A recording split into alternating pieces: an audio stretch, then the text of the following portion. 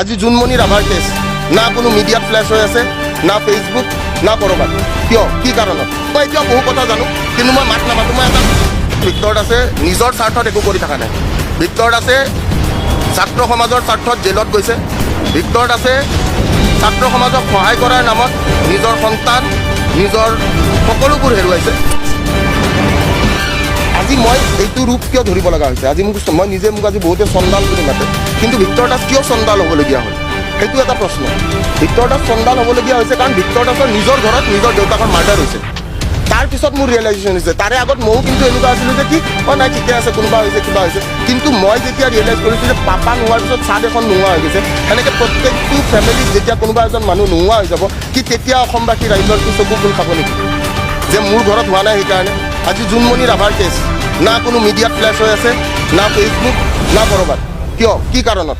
কাৰণ নিজৰ ভণ্টিক হেৰুওৱা নাই, নে কোনোবা নিজৰ মাকে নিজৰ ছোৱালীজনীক হেৰুওৱা নাই? তাৰমানে কি আমি এইটোৰ অপেক্ষাতে ৰৈ আছোঁ নেকি যে প্ৰত্যেক ঘৰত যেতিয়ালৈকে এটা এটা বলি নহ'ব তেতিয়ালৈকে কি আমি কি চকু মেল নাখাব নেকি আমাৰ? মই আজি অসমবাসী ৰাইজক আকৌ এবাৰ পুনৰ এবাৰ হাতযোৰ কৰি এটাই প্ৰণাম কৰিবলৈ বিচাৰোঁ যে we live in a democratic country and it is we the people who can choose our king, and if you are choosing our king we should choose it very properly. কাৰণ আমাৰ ৰজাই প্ৰজাৰ কথা ভাবিছেনে নাই সেইটো চাব লাগে, নে নিজেই নিজৰ কথা ভাবি আজি অমুকত মাতি কালি ভৌকত স্কুল আৰু অমুক জেগাত নিজৰ কাৰণে কৰি আছে, নে অসমবাসী ৰাইজৰ কাৰণে কৰি আছে? দেখাক দেখি ৰাস্তা ফ্লাইঅভাৰ বনাই লাভ নাই। দেখাক দেখি যিবোৰ ৰাস্তা ফ্লাইঅভাৰ সেইটো চেণ্ট্ৰেলৰ fund, and that is our money, আমাৰ টেক্স, আমাৰ কৰ।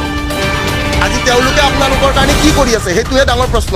আৰু সেই প্ৰশ্নটো আপোনালোকে নিজে নিজক এবাৰ সুধি চাওক যে আপোনালোকে চুজ কৰা ৰজাজনে প্ৰজাৰ কথা ভাবিছেনে নিজে নিজৰ কথা ভাবি আছে?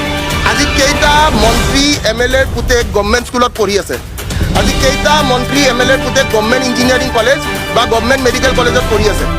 তেওঁলোকৰ পুত্ৰ বা তেওঁলোকৰ পুত্ৰীয়ে কিন্তু আজি ইংলেণ্ড বা আপোনাৰ জাৰ্মানী বা বহিৰাজ্য বা বহু বেলেগ কাণ্ট্ৰিত গৈ কিনে ধুনীয়া ফেচিলিটিত পঢ়ি আছে। কাৰ পইচাৰে? এবাৰ সুধি চাইছেনে নিজক?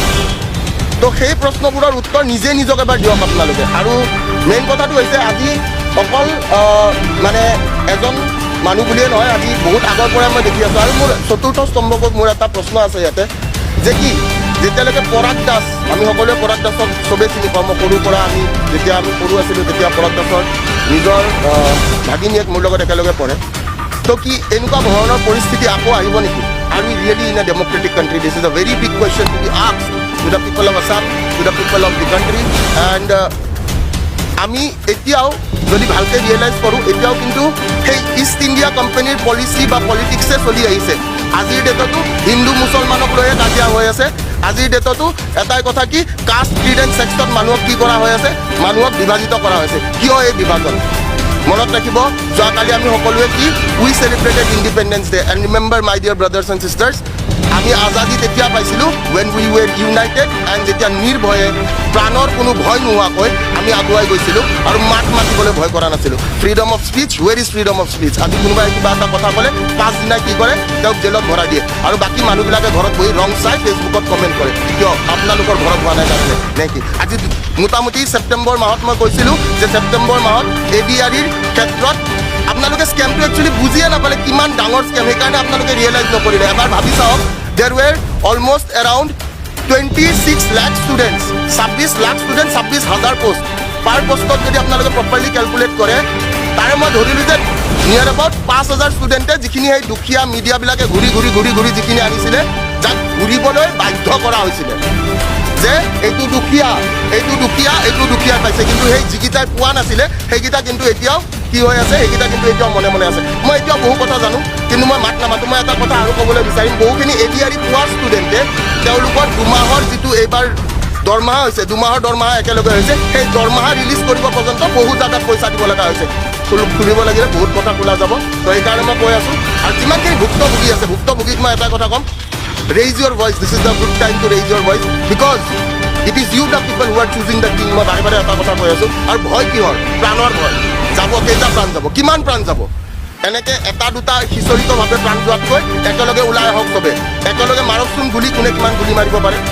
আৰু মেইন কথা মই এটাই কথা ক'ম, ADRE ক্ষেত্ৰত মই যেতিয়া কৈছিলোঁ, মোক কৈছিলে যে ভিক্টৰ দাসে এভিডেন্স দিব পৰা নাই হু ইজ ভিক্টৰ দাস হা তেতিয়া কম্পেয়াৰ কৰা হৈছিলে কিছুমান মানে হলিউডৰ কেৰেক্টাৰ্ছৰ লগত মই হলিউডৰ কেৰেক্টাৰ নহয় মই অসমৰে সন্তান মই লাচিতৰ দেশৰে সন্তান আৰু মোক দেউতাই যিখিনি শিকাই থৈ গৈছে বা মোৰ মায়ে মোক যিখিনি শিকাইছে মই এটাই কথা জানো যে সমাজখনৰ ভাল হ'ব লাগে আৰু সমাজৰ যদি ভাল বিচাৰে সমাজৰ মানুহ একত্ৰিত হ'ব লাগিব নখ জোকাৰিব লাগিব একেলগে আৰু মেইন কথা মই এইটোৱে ক'বলৈ বিচাৰিম যে আমি সকলোৱে একত্ৰিত হোৱাটো উচিত and this is the good time if you cannot change right now then পিছত পস্তাই লাভ নাই পিছত গালি পাৰি লাভ নাই আজি যোৱাকালি মই দেখিছোঁ বহুত নিউজ চেনেলত বহুতে কিবা কিবি ভিডিঅ' দি আছে সুধিছে আপোনালোকে এইখন চৰকাৰক লৈ সুখী নে কিন্তু হাজাৰজন মানুহক সোধাৰ পিছতো মোটামুটি এজন দুজনে সুখী বুলি কৈছে কিয় 999 মানুহখিনি কি হ'ল 999 মানুহখিনি কিয় সুখী নহয় আপোনালোকে নিজে এবাৰ প্ৰশ্ন কৰি চাবচোন কিয় আপোনালোকে সুখী নহয় আপোনালোকৰে চিলেক্ট কৰা ৰজা নহয় জানো যে ৰজাজনক আপোনালোকে এতিয়া কি কৰিব আপোনালোকে ৰজাক প্ৰশ্ন কৰিব নোৱাৰে নেকি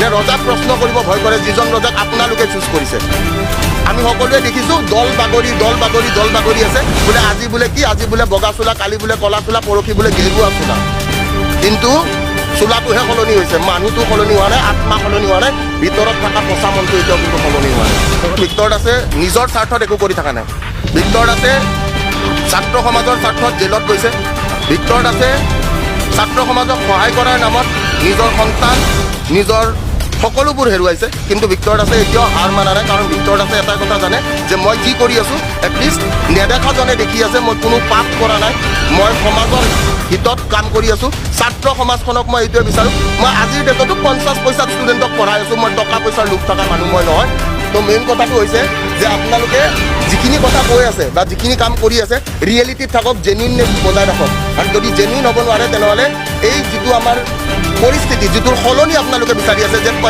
পৰিৱৰ্তন আচ্ছে দিন আহেংগে জিন্দগীত আচ্ছে দিন নাহে এইটোতো বাদে দিয়ক এইবাৰটো বাদে দিলোঁ মই অহাবাৰো যদি মানুহ ৰূপে জন্ম লয় আচ্ছে দিন দেখা পাম বুলি আশা নকৰিব কাৰণ এতিয়া ঘূৰ কলিত যুগ আৰু কলিত যুগত যোন ৰজা আৰু এটা কথা আছে যে কি ৰজাই যদি প্ৰজাৰ কথা চিন্তা নকৰি নিজৰ কথা চিন্তা আৰম্ভ কৰে তেনেহ'লে সেই ৰাজ্য কেতিয়াও নিটিকে and history will definitely repeat itself that king will never stay as a king and that king will have to be dethroned and definitely he will be dethroned until and unless the people of Assam realizes yes we have to do it no one can do it so change আনিবৰ কাৰণে আমি আনিব লাগিব কোনো বেলেগ মানুহে change আনি দিব নোৱাৰে এইবিলাক কৃষ্ণ হৈ গৈছিলে আজি এনেকুৱা নহয় আজি ওৱান শ্বট ক্লিয়াৰ কৰা ল'ৰা আছিলোঁ মই তাৰপিছত যিটো বছৰ UPSC ক্লিয়াৰ কৰিছোঁ সেইটো বছৰ প্ৰিলিমছ ক্লিয়াৰ কৰোঁতে সেই বছৰত মোৰ দেউতাৰ মাৰ্ডাৰ কৰিছে আৰু তাৰপিছত চন্দাল লোক ধৰিছোঁ আৰু চন্দাল লোক ধৰিয়ে থাকিম কাৰণ যেতিয়া সমাজে দৰকাৰ বুলি ভাবিব ঠিক আছে এজন চন্দাল সদায় ওলাই কৰিছে আৰু এজন চন্দাল অসমৰো এতিয়া আছে নামটো ভিক্টৰ